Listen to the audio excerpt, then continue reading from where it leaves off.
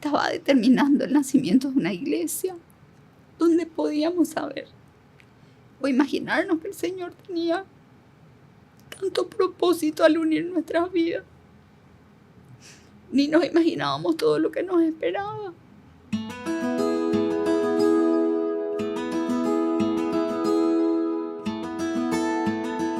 Hola, yo soy Ruth Ania Ayala Arroyos y hoy queremos contarles un poco de lo que fue el inicio de nuestra relación.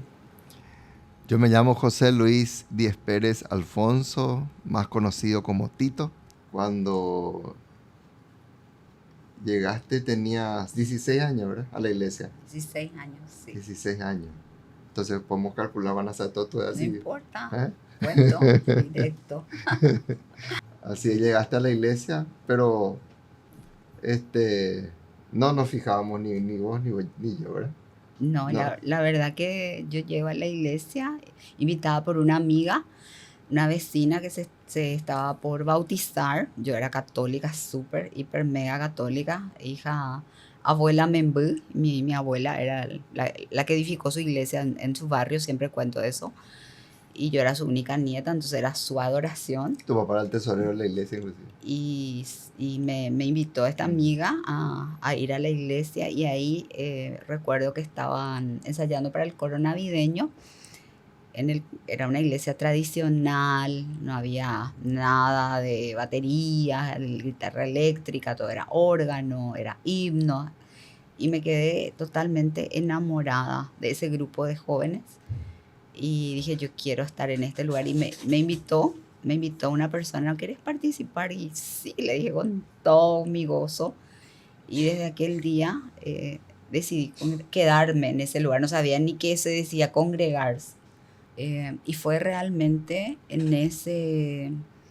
durante el ensayo de ese coro que que yo le conocí. Por lo menos el recuerdo que yo tengo de él en ese tiempo era que él era parte del grupo de jóvenes que asistían a esa iglesia, ¿verdad? Pero absolutamente yo tenía segundas intenciones o nada, simplemente yo estaba en ese lugar impactada por el amor que sentía, porque sentía la presencia de Jesús, era muy fuerte. Y los jóvenes empezaban a hablarme y a predicarme, ¿verdad? Y yo siempre fui muy sensible desde pequeña, pero era como mi primer contacto con una iglesia cristiana evangélica. Sí, cuando ella apareció, nos saludamos. De hecho que no había, como ella dice, ninguna segundas intenciones. No fue un flechazo hacia un amor a primera vista, no, estábamos allí, ¿verdad? Y como jóvenes era un ambiente en donde éramos muy reservados, ¿verdad? Muy controlados. Conservadores. Muy conservadores, esa es la palabra, ¿verdad? Muy conservadores, ¿verdad? Tan conservadores era que a mí no me dejaban ir de adolescente ni de joven a los campamentos, porque decían que solamente era para buscar novia. De hecho, yo no podía ver ningún flechazo porque el señor pastor estaba de novio. Entonces, ese pequeño detalle no podía estar fijándose en otra, porque tenía a su novia en aquel momento. Y cosa que yo no sabía, pero tampoco, o sea, no, yo estaba con el grupo de amigos que a mí me habían invitado. Y así es, entonces fue un encuentro casual que gracias a Dios fue después con el correr de los años madurando un poquitito más. Recuerdo la primera vez que me di cuenta que llamé su atención. Estábamos bajándonos porque nuestra iglesia tenía una escalinata alta. Entonces eran muchos escalones que uno tenía que subir para llegar hasta el templo. Y yo estaba arriba y él estaba abajo. Y me miró así, yo estaba saliendo del culto y me dijo, nunca me invitaste a tomar un café a tu casa. Y yo me quedé, what, ¿verdad? ¿Por qué me dice eso? ¿Verdad? Nunca se me ocurrió invitarle. ¿Por qué razón? Porque él era como el líder de jóvenes. O sea, para mí, Yo, una persona que llegaba nuevita del mundo en aquel tiempo, irte a una iglesia evangélica era todo un tabú, ¿verdad? Y yo, siendo católica, no crecí en un hogar evangélico, entonces llegar y ver para nosotros ya era una autoridad, la persona que esté al frente o dirigiendo, o sea, los cánticos, los himnos, las oraciones o predicando, y como él siempre estaba liderando, digamos, y ni esa palabra se usaba en aquel tiempo, ¿verdad? Sino dirigiendo Dirigiendo. la reunión de jóvenes. Entonces jamás se me ocurrió ni mirarle, ¿verdad? Era dirigente de joven. Para mí, él, Esa es la él palabra. estaba en otro nivel superior. Yo era, y ellos luego te enseñaban que vos eras una neófita. No, ese era el término que se utilizaba en aquel entonces. Entonces, bueno, la Biblia dice, ¿verdad? Los neófitos en la fe. Entonces, se suponía que una neófita no podía estar con una persona ya avesada en la palabra o conocedora de la palabra como era él. Y yo estaba dando mis pininos en ese momento en las cosas del Señor. De hecho que era algo tan simpático, ¿verdad? Porque, como dice Ruth, inclusive ellos buscaban de que yo me enamorara de alguien que fuera también, que tenga mi mismo linaje, así en el sentido que también Sacerdotal. es sacerdotal más o menos, ¿verdad? O sea que por el hecho de que yo crecí en la casa de Dios, yo tengo recuerdos que en una oportunidad yo le dije a mamá cuando tenía 2 años, cosa que yo tenía en la mente, y le pregunté, ella se asustó porque yo tenía en la mente desde mi niñez, ¿verdad? Y bueno, ellos querían de que justamente nosotros, tanto Chacho, que es mi hermano fallecido, bueno, se fijaran en personas que tuvieran, no es la palabra correcta, pero el pedigrí espiritual. Así es. Una anécdota que quiero compartir hablando porque al decir el pedigrí me vino esto a la memoria. Cuando yo llego a la iglesia, yo no sabía que había sido que yo tenía un pedigrí en esa iglesia, más que él. Sí. ¿Cómo pueden ser las cosas del Señor así? O digo, a veces el sentido del humor del Señor o cómo Dios va conectando. Porque resulta ser que mi abuelo era un hombre divorciado, casado con mi abuela en segundas nupcias. Y yo nunca supe la historia anterior, la familia anterior de mi abuelo, qué pasó o cómo fue. Y yo me voy un día al culto y una persona me dice, ¿vos sabías, Ruth, que tu abuelo es uno de los fundadores de esta iglesia? ¿Qué? Le dice, sí, yo te voy a mostrar el acta fundacional. Era un pergamino tipo egipcio. Por poco nos sacó así, nos desenrolló los rollos del Mar Muerto. Y entre todos los fundadores de aquella iglesia estaba el nombre de mi abuelo. Había sido que mi abuelo había sido fundador de esa iglesia donde donde el Señor me había llevado a mí a dar mis primeros pasos en la fe.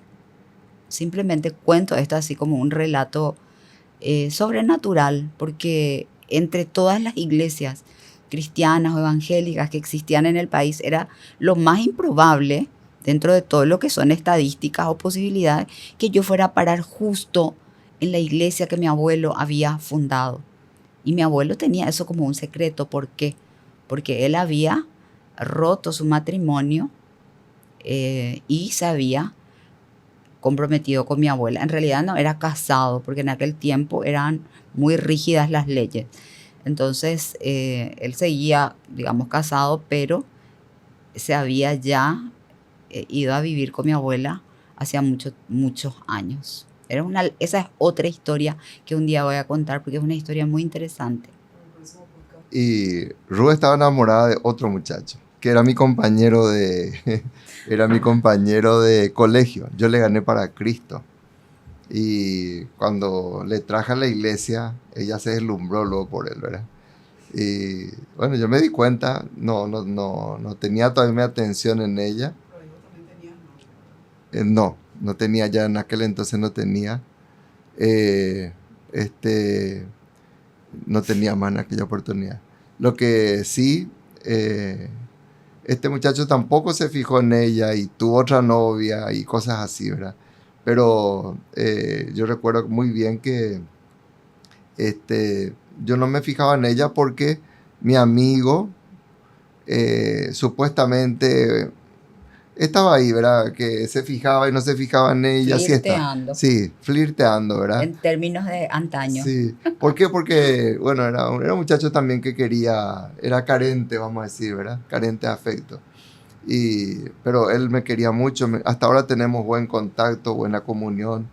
Entonces, fue que yo es como que respetaba eso, ¿verdad? Pero nosotros caminamos juntos, ¿por qué? Porque al salir de la iglesia, papá nunca se fue a buscarnos en el vehículo y caminamos, ¿cuánto? 2 kilómetros por ahí, ¿verdad? Un 10 buen, cuadras, 10, un kilómetro. un kilómetro, bueno, 10 cuadras, desde la iglesia hasta nuestra casa. Y la casa de ella estaba a 2 cuadras de casa. Salíamos, ¿verdad? Y se iba mi hermano Gustavo, ¿verdad? Y su hermano Hugo. Entonces salíamos siempre en pandillas y a caminar, ¿verdad? De vez en cuando nos quedamos en una heladería si había plata y cosas así, ¿verdad? Heladería Éramos, París. éramos jovencitos software Eso cuando eso. comenzaba heladería París. Siempre, bueno, estábamos muy justitos, ¿verdad? Estudiábamos e íbamos de repente a la iglesia también y trabajábamos así, ¿verdad? Pero entonces yo no me fijaba en ella, pero cuando vi que mi amigo se puso en serio con el tema de su novia, ahí comenzamos a hablar, ¿verdad? Y ahí fue donde yo le pregunté, porque yo le llevé a su casa, creo que terminamos muy tarde, un servicio, ¿verdad? No se fue su hermano, porque siempre se iban su hermano nomás ya, y yo le llevé hasta su casa y ahí fue que le pregunté si me invitaría a una taza de café. No, en la iglesia me preguntaste eso. En la iglesia En la ya. escalinata me preguntaste. Ah, bueno. Y de ahí, Ya no me acuerdo. y ahí yo le dije, cuando quieras, cuando quieras. Y bueno, y ahí él fue como, porque como su casa era anterior a la mía, empezó a llevarme hasta mi casa. Y ahí comenzamos a hablar. Fue una cuestión así muy natural, muy espontánea, muy inocente, muy sublime, donde realmente vos le conocías a él como yo le conocí como líder. Él contaba siempre sus experiencias, que ya trabajaba en el banco, que estaba estudiando una carrera universitaria. Él es 3 años mayor que yo todavía estaba en el colegio.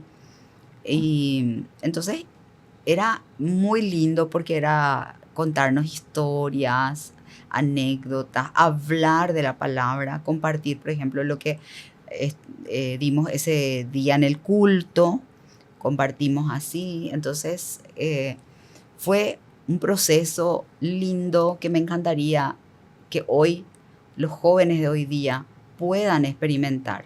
No había celulares, apenas habían teléfonos que tenían discos, que ni de esa manera ni nos comunicábamos. Que no O sea, todos sí, tenían tampoco, sí o ¿verdad? sí tenías que tener un contacto directo con la persona y tenías que pasar tiempo para ver si realmente esa persona era afín a vos. Entonces así empezamos nosotros a afinar y ahí empezó él a hablarme, empezaron a gustarme sus manos. Me acuerdo que él hablaba en el culto y a mí lo que más me gustó de él, sí, lo que más me gustó y me llamó la atención de él fueron sus manos. Y luego empezar a escuchar los sueños, los proyectos que él tenía. Yo no sabía, lo que pienso que él me estaba era investigando a ver si yo tal vez iba a ser afín o iba a ser una ayuda idónea para lo que él quería. Yo nunca tuve novio antes que él también, y yo decía siempre que me iba a casar con mi primer. Tenía así, ¿saben? Esos, Yo gusta ahí. sí, esos, pero eran simplemente personas con las que uno hablaba. O sea, era un tiempo de mucha inocencia, donde no había malicia. Muy, muy diferente a lo que es ahora. Y una relación, para consolidarse o para que él llegara a ser tu novio, tenía que pasar mucho tiempo. O para que tus padres le aceptaran. Y en aquel entonces, sus padres tampoco iban a la iglesia. Entonces, lógicamente tenía que pasar otros filtros, otros procesos. y ver también, ¿verdad? Si se rompía un poco el tabú de que le permitieran a su hija, por decir, tener un novio evangélico. Y para mí era que a mí me aceptaran las autoridades de la iglesia. Eso era lo más terrible, porque era como el Sanedrín. Era todo el consejo de maestros de la ley y, no sé, las novias Que me protegían. para quienes fueran líderes tenían que pasar por un filtro muy fino. Y realmente yo no llenaba las condiciones ni cumplía los requisitos para ser la esposa de un líder de los hermanos libres. Y estábamos, bueno, entré, creo que fue una de las primeras veces que entré en tu casa, ¿verdad? Que tomamos un café o no me acuerdo bien cómo fue, esos detalles. Y comenzamos una amistad un poco más cercana y la mayor parte del tiempo nuestra amistad era en la iglesia. Yo estaba mucho en la iglesia, casi en todos los cultos, domingo de mañana, domingo de tarde. Si de repente terminaba temprano la facultad, ya estaba los viernes, que eran los viernes de oración. Los domingos a la siesta, digo a la siesta porque de 2 a 4 de la tarde teníamos estudios teológicos. Siempre yo estaba por allí, ¿verdad? Entonces, los sábados, que era nuestro culto de jóvenes, teníamos sobre todo no sé si el primero o el último sábado del mes era la reunión social, ¿verdad? Y ahí jugábamos y bueno, ahí comenzamos a acercarnos un poco más, a jugar ya juntos, a formar cierto tipo de parejas. El ¿verdad? molinero, Sí. en esos jueguitos así que te podías tomar la mano y era, Sí. wow, ahí te ibas una semana a pensar que agarró tu mano, que te tocó, Que no te o lavaba que la te mano una rozó, semana. o que te pasó, algo así. Y recuerdo también algo muy, muy lindo, era que los jóvenes, así como él estaba contando, tenían muchísima pertenencia y compromiso a su iglesia local. Es decir, vos eras de esa iglesia y vos morías allí. No faltabas a nada, sea que se daba un estudio bíblico o fuera una reunión de jóvenes o hasta una reunión de adultos y de oración. Siempre estaban presentes, las personas siempre asistían fielmente, eran siempre los mismos, pero había un compromiso muy fuerte, una convicción muy fuerte. Y eso fue lo que a mí me tocó. Y había una pareja de misioneros que vivía en la casa pastoral allí. Esa iglesia, los hermanos libres nunca tuvieron pastores, eran ancianos. Era de esa manera que se denominaba, creo que los hermanos libres, no sé si hasta el día de hoy tienen ancianos y no pastores. Y ese misionero es como que vio algo en mí, no sé, me adoptó como una hija. Me decía, Hani, me decía, vení, Hani es miel. Me decía, yo le decía a don Pablo, era don Pablo Laven, y da la casualidad que él, esto era en Asunción, pero él donó lo que es aquí el campamento de los hermanos libres. Y tanto él como su esposa, la hermana Lucila, doña Lucila, están enterrados aquí en el Alto Paraná. Están en Hernandarias, el campamento de los hermanos libres. Y él fue un papá para mí. Ella fue una mamá para mí. O sea, yo la veía a ella cuidar de su casa, ya no tenían hijos, ya eran una pareja más mayor, no mayor, pero sí sus hijos ya se habían casado, así como Tito y yo, así eran, más o menos de nuestra edad. Y él empezó a invitarme a su casa y él me discipuló. Él empezó a darme todos los cursos de Emmaús. Y Emmaús es un curso de estudios bíblicos que yo digo que hasta el día de hoy no hay otro que le supere, porque uno va estudiando así el evangelio de una manera metódica, inductiva, conductiva, y productiva, porque vas estudiando por libros. Entonces Gálatas, o Su Nueva Vida, y empezábamos así. Y entonces él me discipuló y yo entonces tuve, gracias a este hombre de Dios, fundamentos muy profundos en la fe. Es decir, fue como un instituto, me formó. Yo sin saber, sin darme cuenta, yo estaba asistiendo y yo me iba en horarios extras. Es decir, todas las tardes yo me iba a la casa de don Pablo y él me enseñaba la palabra, estudiaba yo con él la palabra de Dios. no sé si tuvimos así una gran dificultad, ¿verdad? Tuvimos un noviazgo muy, muy fluido, creo yo, ¿verdad? Lo único que me acuerdo es que una de las dificultades que tuve fue que íbamos a salir a caminar juntos y ella se atrasó porque seguía jugando con sus muñecas todavía hasta esa altura de su vida. Tenía las muñecas que... Y yo siempre fui muy metódico para mi horario y me pichaba porque no estaba hora para salir a caminar y cosas así. Es entre paréntesis, ¿no? Pero sus padres me quisieron desde el comienzo. Mi Graciela, yo sé que me adoptó prácticamente como su hijo de un comienzo. Sentí que me amó. Bueno, mamá me decía lo de eso, ¿verdad? Mi hijo, conquistarle a la suegra primero, me decía ella. Si vos le conquistás a la suegra, tenés el combo y le conquistás también a la hija, me decía, ¿verdad? Entonces, ese era un consejo de mamá. Pero ahí fue que siempre le traía el mismo regalo, ¿verdad? Contamos eso. Voy a contar que eso de las muñecas que está contando es serio, es verdad. Yo tenía mis amiguitas en el barrio desde chiquititas, éramos como 30 niños solo en mi cuadra. Y mi muñeca era para mí lo máximo. Yo me iba al colegio, yo estaba en el quinto curso. Entonces lo único que yo quería era llegar a mi casa, sacar mi muñeca y jugar. Y me decía, doña Eulogia se llamaba la señora, que trabajó siempre, que era como nuestra abuela, La nana. nuestra nana eterna, y ella me decía, pero ya es hora de que dejes de jugar con muñecas. En Vos guaraní te decía. ya tenés novio, ¿cómo vas a jugar con muñecas? Y déjame, ya Eulogia, yo quiero jugar, yo quiero seguir jugando con mis muñecas. Y venían mis amiguitas del barrio que eran más chicas que yo y jugábamos. Y esto de los regalos. Tito cada año le traía a mamá, el 29 de octubre, que era su cumpleaños, le traía un alajero. Y un día mi mamá le dijo, ¿será que un día no me traes una joya? Después de tantos años. Yo no tenía experiencia así, ¿verdad? No sabía qué hacer, ¿verdad? Porque no había mucha orientación. No es que hablaba mucho con papá, ¿verdad? Papá siempre estaba ahí en casa, pero no tenía yo una buena comunicación con papá en aquel entonces. Y no tenía, bueno, qué puedo regalar o qué, no, lo que veía, de repente traía, ¿verdad? Y yo no me daba cuenta que siempre me gustaba lo mismo, ya me olvidaba qué es lo que le regalé el año pasado, ¿verdad? Por ejemplo, ¿verdad? Y fue un noviazgo muy lindo, en ese sentido, un noviazgo relativamente corto.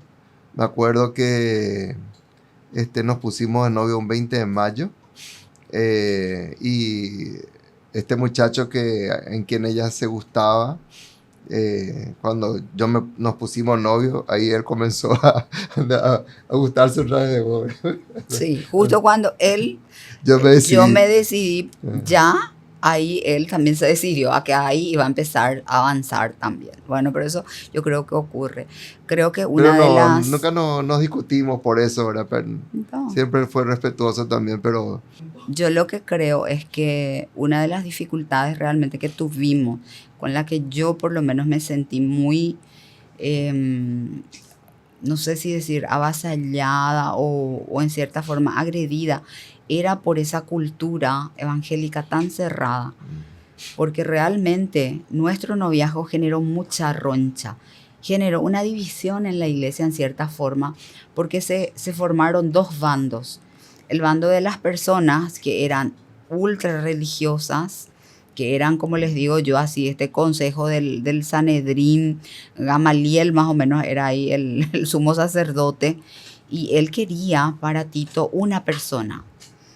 Y entonces él ya decidió. Y había un grupo de la iglesia que eran miembros y que me querían mucho, que eran familias. Entonces como que ellos me apoyaban y se generó esa tensión que a mí me dolió, a mí me hirió, me afectó. ¿Por qué? Porque yo sentí un rechazo del liderazgo. Tal vez haya personas o haya jóvenes que me estén escuchando que tal vez se identifiquen conmigo, ¿verdad? De que de repente uno no se siente apto, siente que que no tiene el valor o que no llena los requisitos para cierta persona.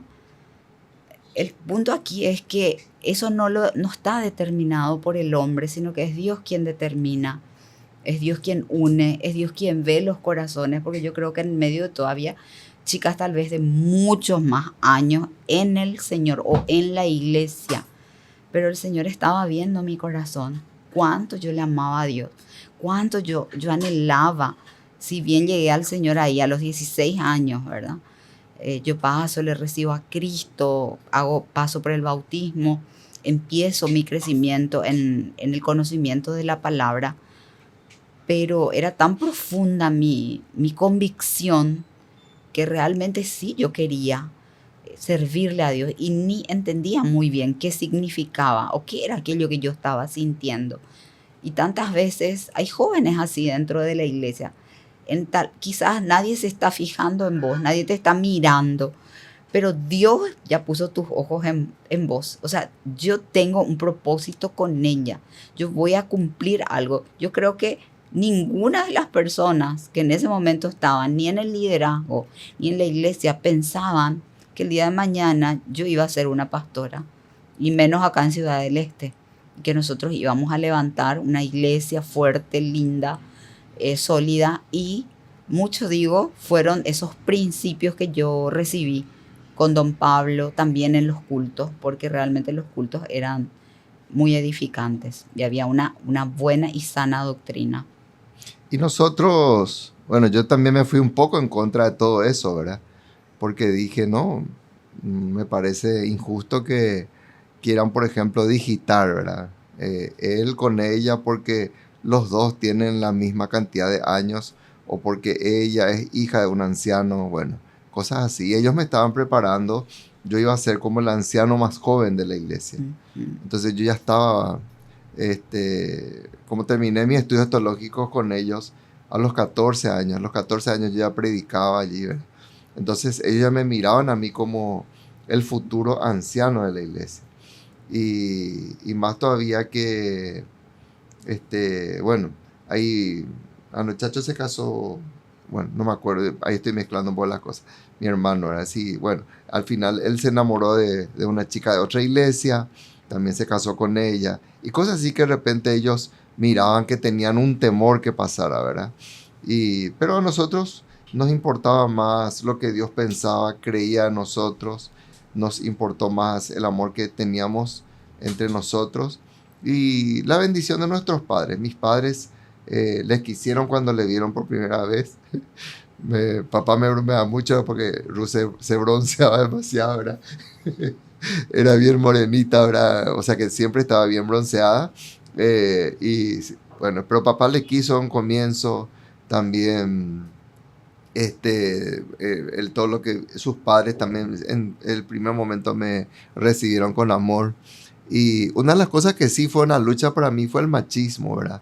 Por el hecho de que papá era muy machista.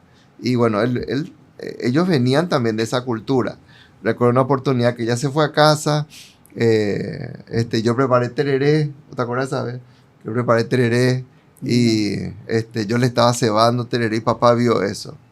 Y cuando ni bien le llevé allá a su casa, entonces a la vuelta él me tomó y me retó demasiado, ¿verdad?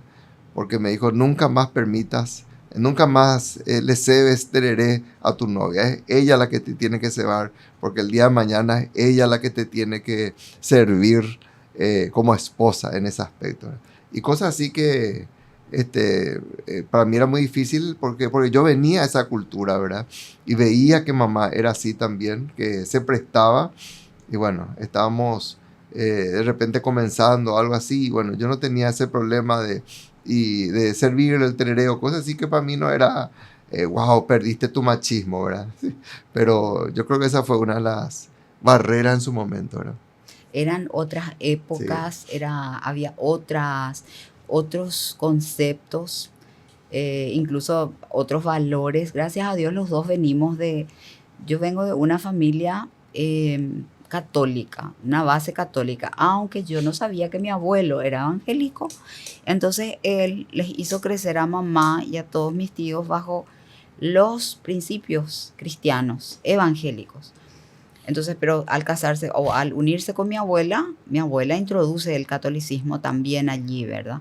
Entonces había una fusión de cosas. Yo siempre digo que recibí muchos y buenos valores, tanto de la iglesia, eso, en mi caso sobre todo de la iglesia católica, ¿verdad? Y como era el respeto, como era el escuchar la opinión de papá, de mamá. Cuando yo llego a la iglesia y escucho eso, que es muy importante, que el matrimonio es la segunda decisión más importante, yo lo aprendí en esa iglesia, y que la persona con la que yo tengo que casarme tiene que ser del agrado de todos, tiene que haber paz tanto en la iglesia, en los líderes, que fue nuestro conflicto, porque sí fue un conflicto. Él tuvo que sentarse, hablar con uno de los ancianos que era como su papá espiritual, que era su pastor realmente, que era don Mario Díaz, y entonces largas charlas con él le fueron mostrando también a don Mario, que era un hombre de Dios,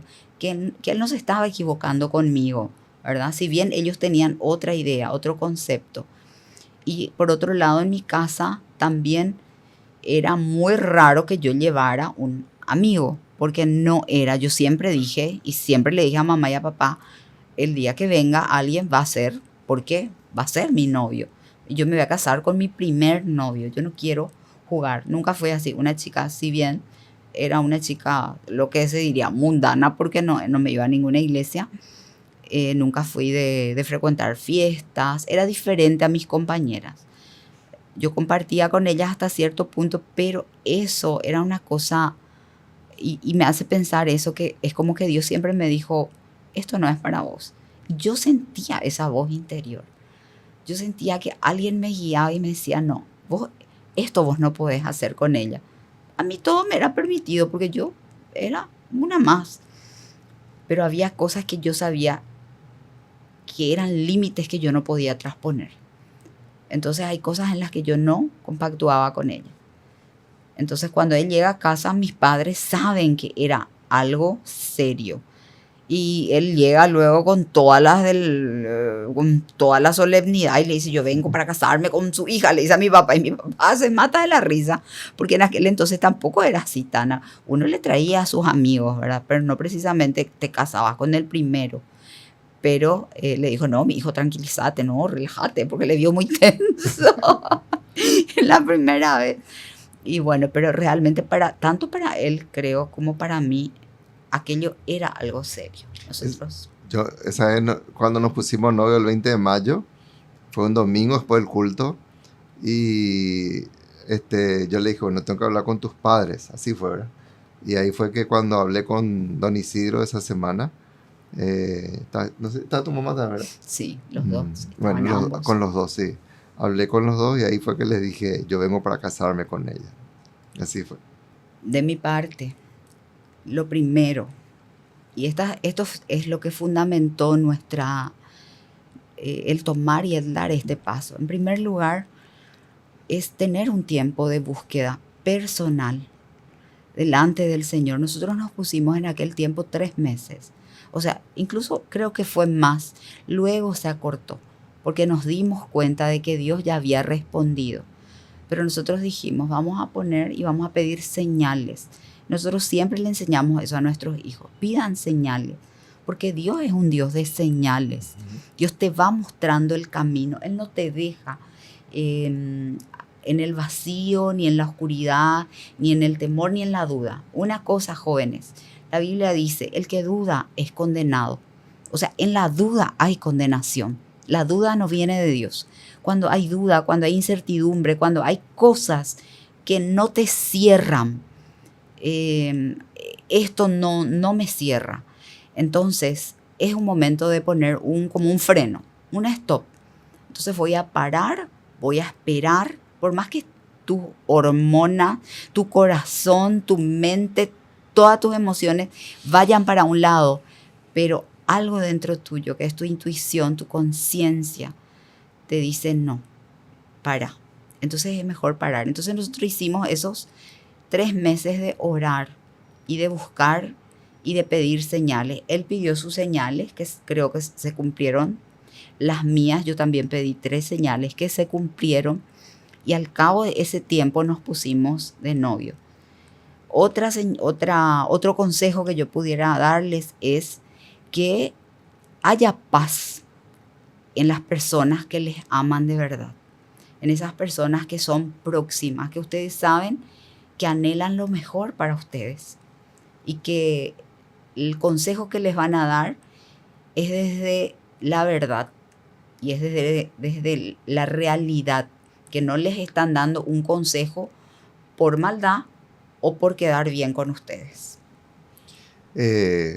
Para mí el tema de la perfecta paz, ¿verdad? Siempre uno de mis versículos lemas para tomar decisión hasta ahora es tú guardarás, Isaías 26:3, tú guardarás en completa paz aquel cuyo pensamiento en ti persevera, porque en ti ha confiado. Yo tenía completa paz a pesar de que teníamos esas luchas internas, el tema Sanedrín, como estaba diciendo Ruth, pero otra de las cosas que vimos fue que no estábamos haciendo nada indebido, que no era antibíblico, ¿verdad? Que yo pusiera mis ojos o mi atención en alguien que no tenía así la misma formación supuestamente que yo. Después también otra de las cosas que para mí eran muy, muy trascendental para mi vida era el consejo de mamá. Mamá era mi consejera espiritual. Ella me llevó a los pies de Cristo. Papá no le tenía a Cristo cuando eso. Recién 4 años antes de fallecer, papá pude conducirle a Cristo. Pero en aquel entonces mamá era fundamental para mi vida. Y ella me dijo, faltando un año, ¿verdad? Ella me dijo, ella es para tu esposa. Entonces eso me dio una tranquilidad, ¿verdad? Tal es así que ella cuando falleció, estaba a punto de fallecer, ella falleció el 24 de agosto, ¿verdad? Y me pidió que ese 23 me vaya a comprarle ciertas telas.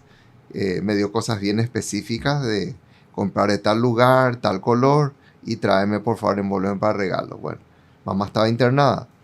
Entonces fue que yo me fui, compré las telas, le traje y me pidió que le lleve a Ruth. Así fue. Quiero leer un pasaje. Y terminar nomás. Entonces ahí fue que yo le traje el regalo, ¿verdad? Y fue que ella le bendijo a Ruth, ¿verdad? Y al día siguiente ella falleció. Perdón. Dios haciendo todo perfecto. Sí, son recuerdos que uno saca realmente del baúl de los recuerdos, del baúl de sus tesoros. Porque esos momentos iban a cambiar para siempre nuestra vida, nuestro destino. Iban a determinar el nacimiento de Mariel, de Romy, de Mauri, de Yanni. Estaba determinando el nacimiento de una iglesia donde podíamos saber o imaginarnos que el Señor tenía tanto propósito al unir nuestras vidas. Ni nos imaginábamos todo lo que nos esperaba. Pensábamos que íbamos a tener una vida normal y yo creo que de todo lo que nosotros tenemos, cualquier cosa menos una vida tan normal. Nuestra vida no es muy normal, pero es una vida que creo yo vale la pena ser vivida. Y sobre todas las cosas esto, dice en Juan 7, versículo, voy a ponerme mi anteojo porque no veo, Juan 7, 17, el que quiera hacer la voluntad de Dios, conocerá. Este fue uno de los pasajes que a mí me marcó muy profundamente, porque la palabra de Dios dice que el que quiera hacer la voluntad de Dios, conocerá. La palabra siguiente dice si la doctrina es de Dios o si yo hablo mi propia doctrina. Pero acá lo fuerte para mí fue entender que Dios jamás nos va a dejar en la nebulosa, que Dios jamás nos va a dejar en la inconclusa, que Él jamás nos va a dejar en la duda. Por eso vuelvo a recalcar, la duda no proviene de Dios. Si vos tenés ¿será cierto esto que se habla? ¿Será cierto esto que se dice? Vos tenés que desechar, porque automáticamente todo lo que proviene de la duda proviene del infierno, porque la duda es lo contrario a la fe. Y la Biblia dice que el que duda no agradará a mi alma, porque Dios ama al que tiene fe, no al que tiene duda. La duda viene de Satanás y la fe viene de Dios. Entonces, si yo quiero hacer su voluntad, yo voy a conocer si esa persona es la que Dios tiene para mí. Ahora, si yo quiero que Él sea para mí, Señor, que se haga tu voluntad, pero que sea con Pedrito, obviamente yo puedo hacer mi soberana y santa voluntad. Entonces, y Dios me va a dejar, dentro de su permisiva voluntad, Él me va a dejar hacer lo que yo quiero, lo que yo anhelo, pero, y seguramente va a idear un plan B para mi vida, porque Él anhela esto. Pero si yo quiero hacer su voluntad, yo voy a conocer si esa es su voluntad para mi vida. Y eso fue lo que yo busqué en aquel tiempo, hacer su voluntad. Y le pedía a Dios, hacerme conocer, porque empezaba a estudiar la Biblia. Y uno de los pasajes que aprendí es: te enseñaré, te mostraré el camino que debes andar, sobre ti fijaré mis ojos. Vas a oír una voz a tus espaldas que diga: Ruth, este es el camino, anda por él, no te desvíes a la derecha ni a la izquierda. Entonces, la paz de Dios gobierna en tu corazón. Y cuando tuvimos esa certeza de conocer, de saber, es que dimos ese paso de decir: está bien. Entendemos que Dios nos está uniendo con un propósito. Yo recuerdo una anécdota espiritual, ¿verdad? Porque yo no puedo decir Dios me habló, pero yo sí sentí que Dios me habló, porque no se hablaba de eso en la iglesia, ¿verdad? En una oportunidad yo sentí algo así muy fuerte en mí, y quizás fue la penúltima prueba, ¿verdad? Porque antes de casarme o no, por el hecho de que iba a influir más el día de mañana la opinión de mamá. Pero la penúltima prueba fue que salimos a caminar y yo le dije a ella, le paré en un momento y le pregunté así en el parque, le dije: ¿vos estarías dispuesta a salir de Asunción e ir a vivir en otro lugar que no sea aquí? Yo sabía que Dios nos sacaría de Asunción, y ella es asuncenita, ¿verdad? De pura cepa.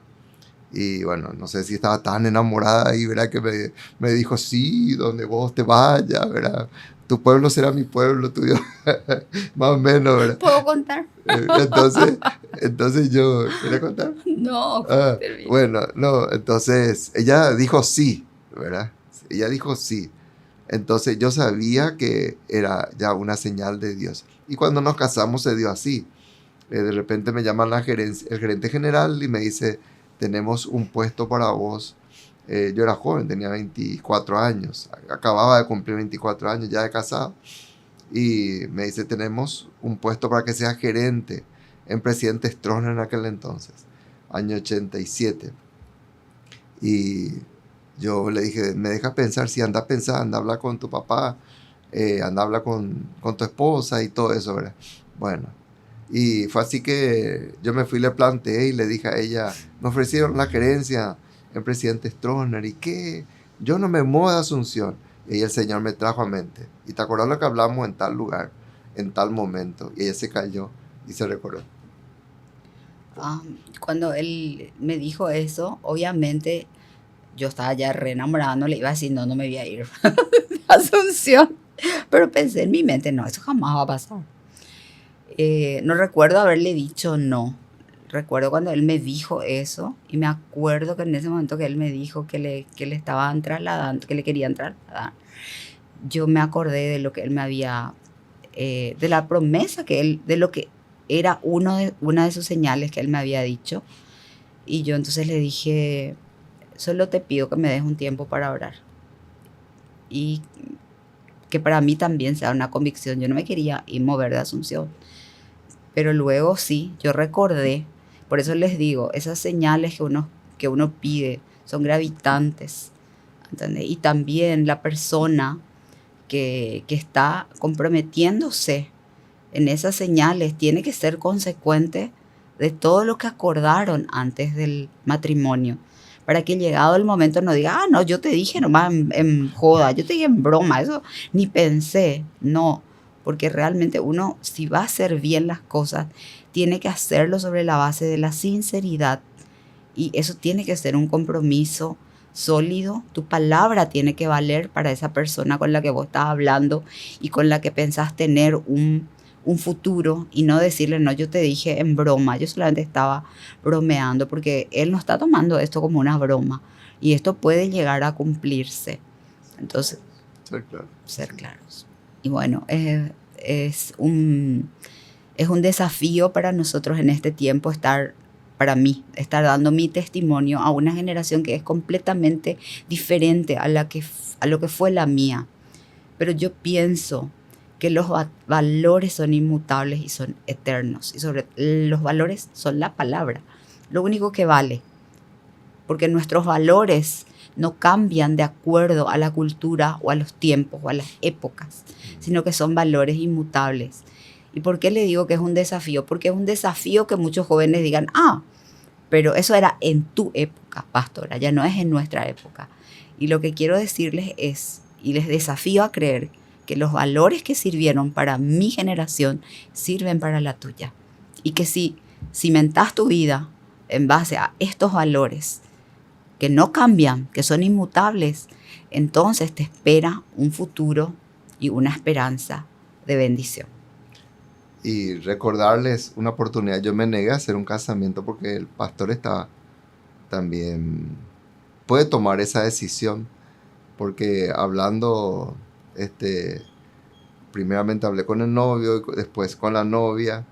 Y ella me dice, yo no estoy tan seguro, pastor, pero si es que no salen bien las cosas, para eso tenemos los papeles ahí y hacemos lo que es, ¿verdad? Y yo me dije, no, si así lo ya van a entrar, ¿verdad?, en el casamiento, entonces, como está diciendo Ru, ya es todo duda, ¿verdad? Y ahí fue que decidí no oficiar esa ceremonia.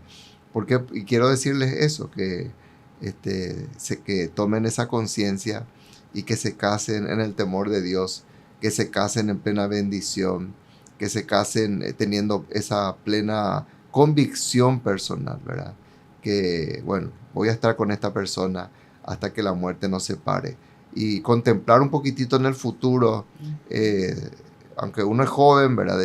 Quiero darle este consejo a los jóvenes, contemplar un poquitito en el futuro si es que querrías envejecer al lado de esa persona. Esas son cosas muy importantes que de repente uno tendría que hacer, ¿verdad? ¿Por qué? Porque Dios dice que hay esperanza para mí por venir. Entonces yo tengo que mirar, y si esa persona me va a ayudar a llegar a esa esperanza de Dios, a todo lo que es eso, entonces amén, yo voy a ir con esta persona. Entonces dejarles este consejo en el nombre del Señor.